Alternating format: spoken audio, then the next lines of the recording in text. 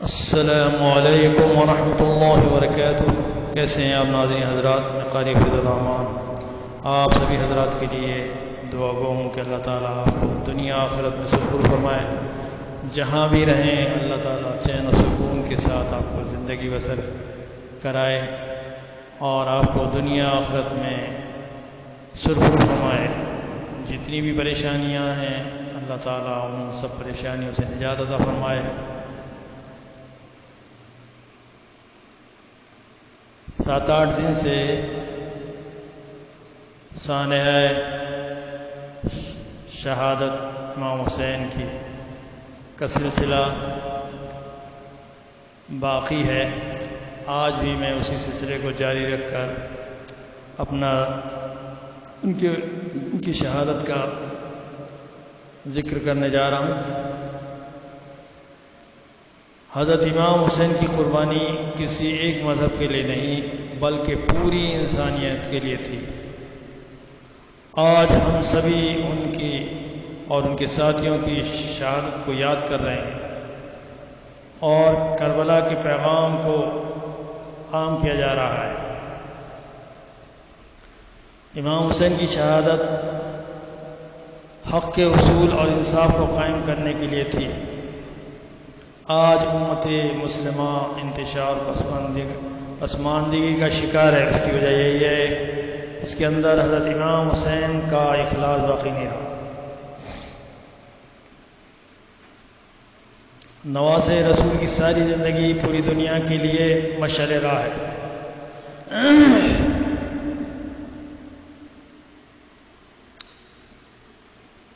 امام حسین اور ان کے ساتھی جو شہید ہوئے تھے ان لوگوں نے حق کا پرچم بلند کرنے کے لیے اپنی زندگیوں کو قربان کر دیا۔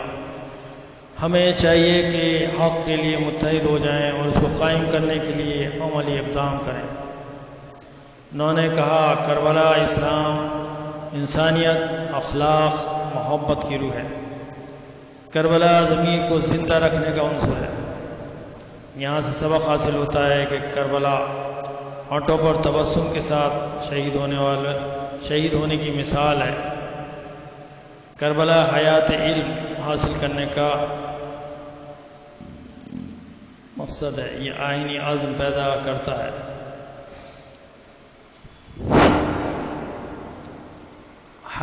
حضرت علی اصغر کی شہادت۔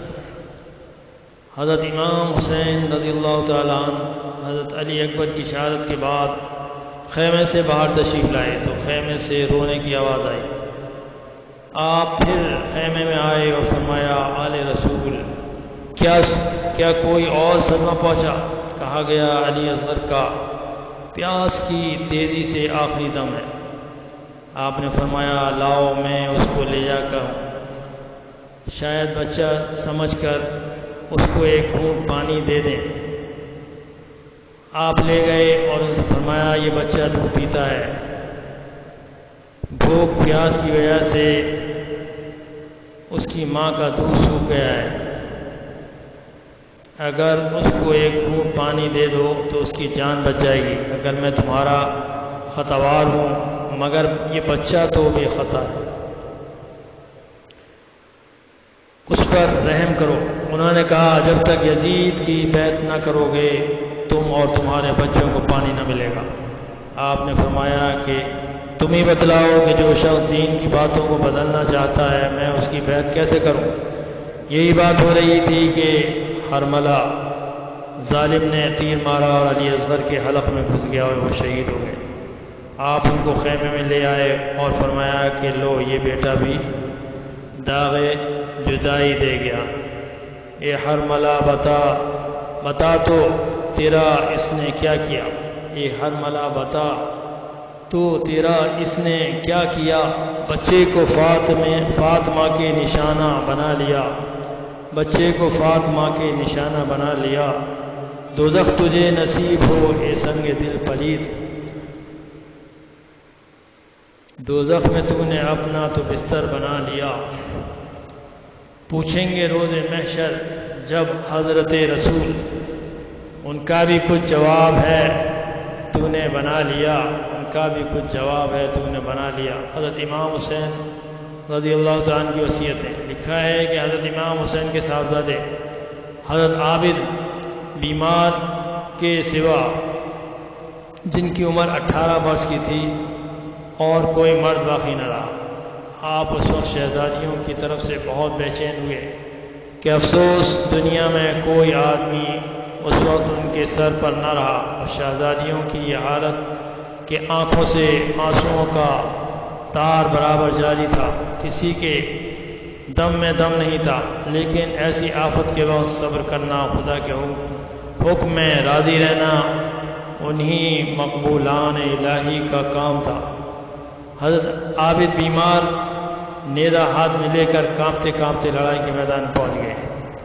آپ ان کو خیمے میں لایا، فرمایا اللہ اللہ، اے بیٹے، کیا اولاد رسول دنیا سے ختم ہی ہو جائے گی؟ اے میری آنکھوں کے نور، میں اللہ تعالیٰ سے امید رکھتا ہوں کہ وہ پاک ذات میری نسل قیامت تک جاری رکھے گا۔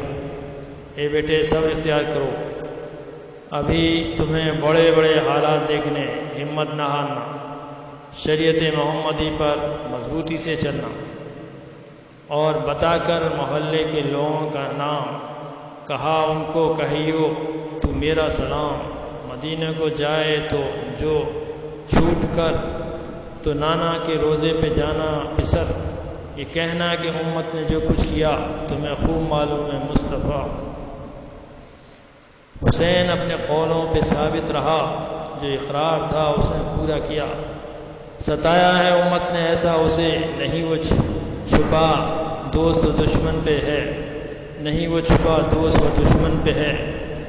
خصوصاً کہا شہر بانوں سے یوں، اے مون سے جاں حد سے فزوں، صدا سب کی کرنا بہت دلبری، صدا سب کی کرنا بہت دلبری، خفا ایک کو بھی نہ کرنا کبھی، اطاعت سے کلثوم و زینب کی تم، نہ کرنا گزر تم کو حق کی قسم۔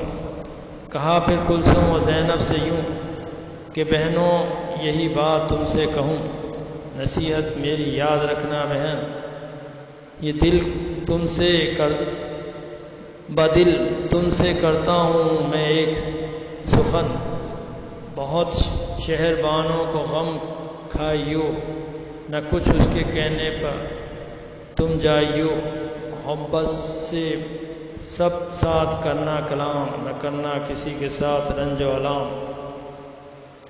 حضرت امام حسین رضی اللہ تعالیٰ عنہ کی الوداع۔ حضرت امام حسین رضی اللہ تعالیٰ عنہ جب وصیت کر چکے تو حضرت عابد کی آنکھوں کو بوسہ دیا اور چھاتی سے لگایا، اور سب کنبے کو گلے لگا کر پیار کیا۔ سب شہزادیاں لپٹ لپٹ کر بے قراری سے روتی تھیں۔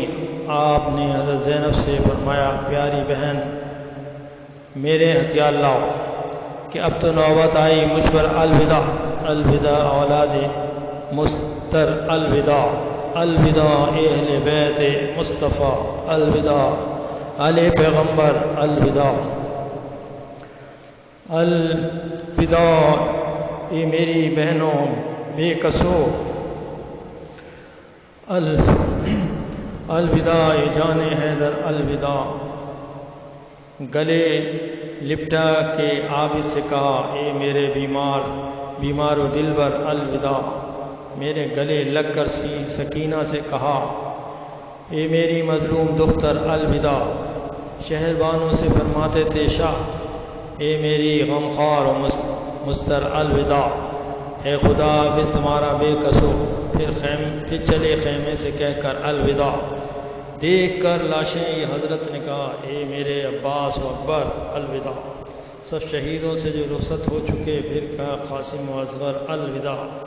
تھا مجھے بھی اسی دن کا انتظار، آ گیا وقت مقرر، الوداع۔ اب دعا کر کے اپنے رب سے اے حسین ہو تیرا سر اور خنجر، الوداع۔ المختصر، آپ نے لڑائی کے ہتھیار اپنے بدن پر لگائے اور تلوار ذوالفقار ہاتھ میں لی اور دلدل گھوڑے پر سوار ہوئے اور میدان جنگ کی طرف رخ کیا تو سب شہزادیاں بے قرار ہو کر کہنے لگیں کہ آپ اس خوفناک جنگل و دشمنوں کی فوج میں ہم کو کس پر چھوڑ جاتے ہیں؟ آپ نے فرمایا اے اولاد رسول صبر کو مضبوط پکڑو، یہ ہمارا امتحان کا وقت ہے، خبردار ہو جاؤ، اپنی ثابت قدمی میں فرق نہ آنے دو، اللہ تعالیٰ کے حکم پر راضی رہو، اور میں تم کو اللہ تعالیٰ ہی کے سپرد کرتا ہوں، وہی تمہارا مددگار ہے۔ یہ تسلی دے کر آپ لڑائی کے میدان میں آئے اور نیزہ زمین پر کھڑا کر کے عربی لوگوں کی عادت کے مطابق جوش مردانگی سے اپنی خاندانی شرافت اور عزت کا بیان فرمایا کہ کوفیو، ہوں میں فرزند علی مرتضیٰ جن کا رتبہ خلق پہ ظاہر ہوا، اس قدر کافی ہے مجھ کو افتخار، مرتبہ میرا ہے سب آشکار، میرے نانا جو رسول تھے لوگ ان کے حال سے آگاہ تھے، سید الکونین ان کی ذات تھی، ذات ان کے فخر موجودات تھی، میں انہی کے گھر کا ہوں شب چراغ، ذات سے میری زمین ہے باغ باغ، فاطمہ زہرا جو تھی بنت رسول اور علی مرتضیٰ زوج بطول، میں انہی دونوں سے پیدا ہوا، اس کو سمجھو میرا رتبہ کیا ہوا، گھر میں آئے ہمارے جبریل، ہم ہیں آل مصطفیٰ بے قال و قیل، ہے زیادہ کس کا ہم سے مرتبہ، ہے ہمارے حال پر فضل خدا۔ خاندانی شرافت اور عزت بیان کرنے کے بعد آپ نے فرمایا اے اللہ اور رسول کے ماننے والوں، اللہ سے ڈرو اور اللہ کے رسول سے شرم کرو، دیکھو قیامت کی گرمی بہت تیز ہوگی اور کوثر کی نہر ہمارے اختیار میں ہوگی، ذرا سوچو تو کیا میں آپ ہی آیا ہوں؟ تم لوگوں نے مجھ کو بلایا اور یہ مزہ چکھایا کہ میری اولاد اور مجھ کو پانی سے ترسایا، سب کو مچھلی کی طرح تڑپایا، میرے بیٹے بھائی بھتیجے یار و دوست سب کو پیاسا ذبح کر ڈالا، مجھے ماننے پر تیار ہو، اگر یہ ماننا ملک کے لیے ہے تو مجھے ملک سے کچھ واسطہ نہیں، میرا راستہ چھوڑ دو، میں کسی اور ملک میں چلا جاؤں گا، تھوڑا سا پانی دے دو کہ میرے بچوں کے حلق تر ہو جائیں گے۔ اور یہ درد بھری باتیں سن کر ان کے دلوں میں کچھ اثر ہوا، تبھی عمرو بن سعد اور شمر وغیرہ ظالموں نے سب کو ڈانٹا کہ خبردار ان کی بات مت سنو اور ان کو مہلت مت دو۔ آپ نے کہا اے علی کے بیٹے چپ ہو جاؤ، بات مت بڑھاؤ، بڑائی کو دماغ سے نکالو، جب تک یزید کی بیعت نہ کرو گے، اس کو خلیفہ نہ مانو گے، پانی نہیں ملے گا اور نہ کہیں جا سکتے ہو۔ یہ کہہ کر ان ظالموں نے آپ پر ایک دم 15,000 تیر چلائے، مگر خدا کی قدرت آپ کے ایک تیر بھی نہ لگا، اور آپ مردانگی کے جوش میں نعرہ تکبیر اللہ اکبر مار کر ایسا حملہ ان پر کیا کہ سینکڑوں ظالم قتل ہو گئے۔ یزیدی فوج میں زلزلہ پڑ گیا، پیاس کی تیزی سے آپ کا حلق سوکھ گیا۔ آپ نے اس وقت دریا پہ جانے کا ارادہ کیا، اپنی تلوار ذوالفقار کھینچی اور گھوڑے کو دریا کی طرف روانہ کیا۔ اللہ اکبر، کیا شان ہے صاحب ذوالفقار کی! 20,000 کے لشکر کو چیرتے کاٹتے دریا پر پہنچے، اور کیا کمال لگتا تھا آپ کا گھوڑا دلدل کہ بجلی کی طرح دم کے دم میں دریا پر جا چمکا۔ آپ نے گھوڑے کو دریا میں ڈالا اور ایک چلو بھر پانی پینے کو اٹھایا کہ ایک ظالم نے دھوکہ دیا کہ تم پانی پیتے ہو، ادھر خیمہ لٹ رہا ہے۔ یہ خبر وحشت اثر سن کر غیرت کی وجہ سے آپ نے پانی گرا دیا اور ایک دم دشمنوں کو مارتے کاٹتے خیمے میں آئے، اور معلوم ہوا کہ دشمن نے دھوکہ دیا۔ اللہ اکبر! اے اللہ تیری قدرت کے کمال، تقدیر میں یہی لکھا تھا کہ دنیا کے پانی سے شہزادہ کونین حضرت امام حسین کا روزہ نہ کھلے۔ دریا پر جانے اور آنے میں آپ نے 400 ظالموں کو قتل کیا، دیے ایک دم 400 سر اڑا، شہیدین کو ہے مرحبا مرحبا، فرشتوں نے آواز دے کر کہا کہ صد مرحبا مرحبا مرحبا، تو شیر خدا کا ہے بیٹا شہا کہ خیبر الٹ جس نے جڑ سے دیا، ہزاروں ہی صدمے تھے کچھ حد نہیں، اکیلا فقط تھا تنے نازنی، یہاں تک کہ مارے بہت ناپکار نہیں آگے اب ان کی حد کا شمار۔ حضرت امام حسین رضی اللہ تعالیٰ کی شہادت۔ حضرت امام حسین رضی اللہ تعالیٰ عنہ نے خیمہ شریف میں آ کر دیکھا کہ سب شہزادیاں بھی اقراری سے رو رہی ہیں۔ آپ نے سب کو گلے سے لگایا اور فرمایا اے اولاد رسول، بس یہ آخری دیدار ہے تم کو، اللہ کے سپرد کرتا ہوں۔ یہ بات سن کر شہربانو تڑپ گئی اور کہا اے میرے غمخوار، گو دنیا کے لحاظ سے میں ایران کے بادشاہ کی بیٹی ہوں، لیکن بے وطن اور بے کس ہوں۔ آپ کی بیٹیاں اور بہنیں تو اولاد رسول ہیں، ممکن ہے لوگ ان کی عزت کا لحاظ کریں گے، میرا لحاظ کون کرے گا؟ اس وقت آپ نے آسمان کی طرف دیکھا اور آنکھوں میں آنسو بھر کر فرمایا خداوند کریم تو میری عزت کی حفاظت کر۔ پھر حضرت شہربانو سے فرمایا تم یہ غم نہ کرو، میں اللہ تعالیٰ کے دین کی حفاظت میں جان دے رہا ہوں، وہی تمہاری حفاظت کرے گا۔ یہ فرما کر آپ پھر میدان میں آئے۔ ابن سعد اور شمر وغیرہ فوجی افسروں سے اپنی فوج کو حکم دیا کہ اے فوجیوں، ہمت کرو اور ہر طرف سے گھیر لو اور جھگڑا ختم کرو۔ بس ان کتوں نے آپ کے ہر طرف سے گھیر لیا۔ آپ بڑی دلیری سے ان کتوں کو مارتے کاٹتے رہے اور تین دن رات کے بھوکے پیاسے غموں کے مارے ہوئے تھے۔ کہاں تک اتنی فوج سے لڑتے؟ آہ ہزار آہ بلکہ بے شمار آہ کہ سردار جنت ساقی کوثر پر ان کتوں نے تیر اور نیزوں اور تلواروں کا مے برسا دیا۔ آپ کا وہ نازک بدن جو رحمت عالم محسن اعظم صلی اللہ علیہ وسلم کے ہم شکل تھا، زخموں سے چھلنی بنا دیا۔ ایک زخم پر 100 زخم کاری لگے۔ ایک تیر آپ کی پیشانی مبارک پر ایسا لگا کہ خون پیشانی سے اچھلا، جس سے آپ کا تمام چہرہ مبارک رنگ گیا اور آپ کمزوری کی وجہ سے زمین پر گر پڑے۔ کل انشاءاللہ اس مزید آگے کا تذکرہ کروں گا۔ اس وقت کے لیے اب میں اجازت چاہتا ہوں۔ اب سورہ نساء کا میں 19واں رکوع پڑھنے جا رہا ہوں، سماعت فرمائیں۔ اعوذ باللہ من الشیطان الرجیم، بسم اللہ الرحمن الرحیم۔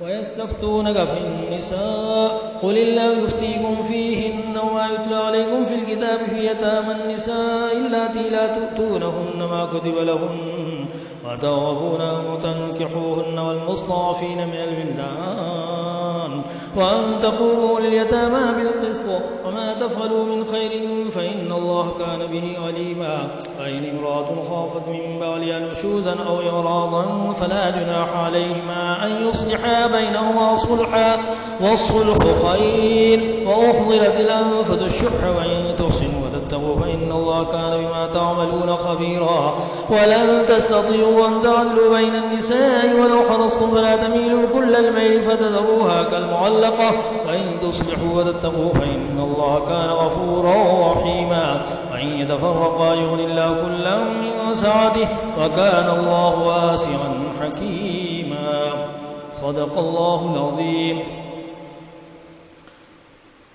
میں پناہ مانگتا ہوں اللہ کی شیطان مردود سے۔ شروع کرتا ہوں اللہ کے نام سے جو نہایت مہربان اور نہایت رحم والا ہے۔